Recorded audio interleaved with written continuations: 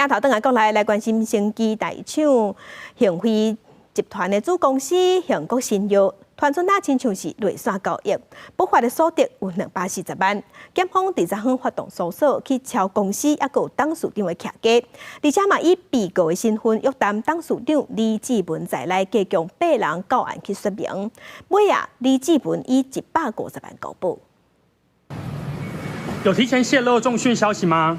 恒国新药发言人李婉萍和检调约谈，面对记者的问题拢无回答。升级大厂恒辉集团子公司恒国新药，犯罪敢若是内线交易，本来就是因研发的药厂含新药会当摕到药证。检调接到报案，恒国的董事长李志文加做发言人的查某囝李婉萍，也个副董事长李耀达。伫咧离岛的消息公布进前，提早入场买股票，验股表药证无通过，又搁伫咧利空消息进前未过骗损，两边内线的交易不法获利240万。台北地检署20指挥台北7条处，到恒国公司加董事长的厝内，总共10个所在执行搜查，并且约谈包括董事长李志文加发言人李婉萍等8人到案。恒国成立2008年伫咧宜兰成立，资本也15亿，主要是开发新药加管理的业务。药厂含新药是研发的主力。检方伫咧信后命李志文囝婿朋友陈仲庆